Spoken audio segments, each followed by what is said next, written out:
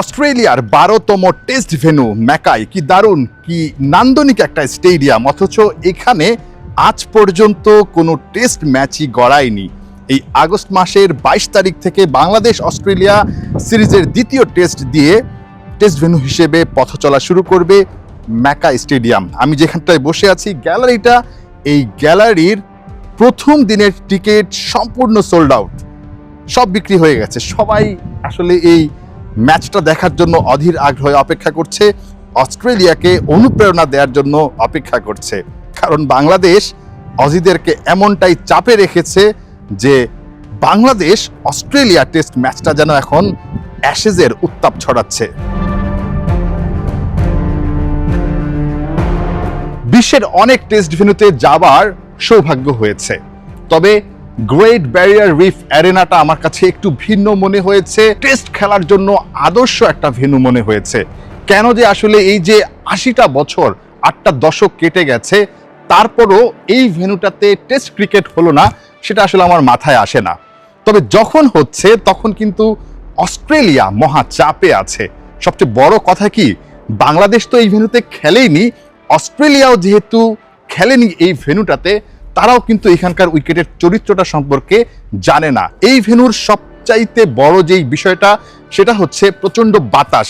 আমি যখন কথা বলছি আপনারা দেখছেন আমার চুল উঠছে, বা গাছের যে পাতাগুলো দেখছেন যেভাবে আসলে দুলছে, তাতে করে বোঝা যায় এই জায়গাটায় অনেক বেশি বাতাস থাকবে। এবং পেসাররা এই যে মুভমেন্টটা, নতুন বল বা পুরনো বলেও আসলে রিভার্স সুইং দেখতে পারবো, এবং নতুন বলে যতক্ষণ শাইন থাকবে, বলে উজ্জ্বলতা থাকবে, ততক্ষণ পর্যন্ত দেখবো যে আসলে বলটা অনেক বেশি সুইং করছে।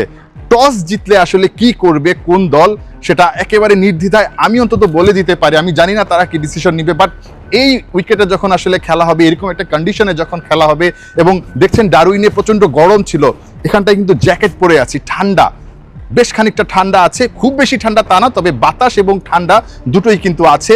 টেম্পারেচার যদি বলেন 18 ডিগ্রির মতো ফিল হবে আপনার কাছে। আমার পেছনের যে উইকেটটা দেখছেন, একটু উইকেটটা দেখানোর কথা বলবো, যে উইকেটটা দেখতে পাচ্ছেন সেই উইকেটটা আপাতত ঢাকা। তবে এখানে এসে যারা গ্রাউন্ডসম্যান আছেন তাদের সঙ্গে কথা বলছিলাম, তারা বলছিলেন যে এখানটায় আসলে যিনি কিউরেটর হিসেবে কাজ করছেন পিটার, তিনি ব্রিসবেনে কাজ করেছেন, গ্যাবা একটা সময় কাজ করেছেন।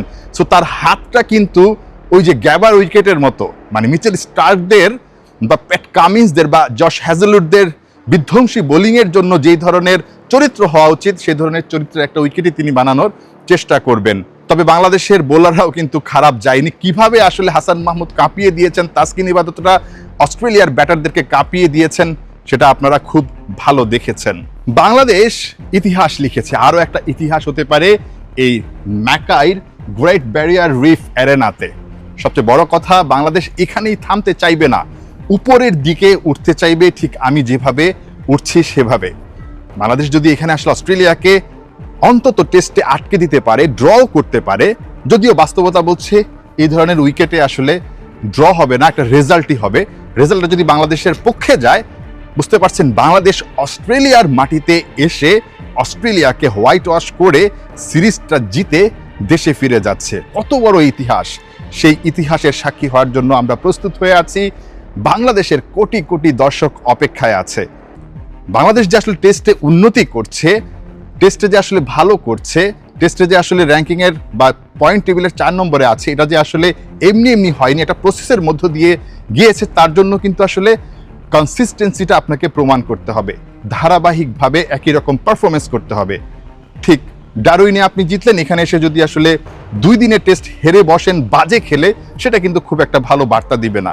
যার কারণে বাংলাদেশকে এই জায়গাটায় আমার কাছে মনে হয় অনেক বেশি সতর্ক থাকতে হবে। অস্ট্রেলিয়া টেস্টে না খেললেও ওয়ানডেতে কিন্তু এখানটায় খেলেছে তারা 2টা ম্যাচ। 1992 সালে ভারত শ্রীলঙ্কা ম্যাচ হয়েছিল, বিশ্বকাপের ম্যাচটা, সেই ম্যাচের রেজাল্ট হয়নি, কিন্তু এরপর অস্ট্রেলিয়া এখানে 2টা ম্যাচ খেলেছে। 2025 সালে সাউথ আফ্রিকার বিপক্ষে একটা ম্যাচে তো অস্ট্রেলিয়া 431 রান করেছিল 2 উইকেট হারিয়ে। সেখানটায় ট্রাভিস হেড 103 বলে 142 বা 143 রানের একটা ইনিংস খেলেছিলেন। ক্যামেরুন গ্রিন, যিনি টেস্ট স্কোয়াডে আছেন, তিনিও 118 রানের একটা ইনিংস খেলেছিলেন 55 বা 58 এরকম একটা বলে। সো তারা কিন্তু এখানকার কন্ডিশন কিছুটা হলেও চিনেন। টেস্টের জন্য হয়তো বা সবাই প্রস্তুত না, তবে সবাই কিন্তু এখানে ভালো করার জন্য, মরণ কামড় দেওয়ার জন্য অস্ট্রেলিয়া কিন্তু মুখিয়ে থাকবে। বাংলাদেশ কঠিন জবাব দিতে হবে। নাহিয়ান বিন জসিম, ৭১, ম্যাকাই, অস্ট্রেলিয়া।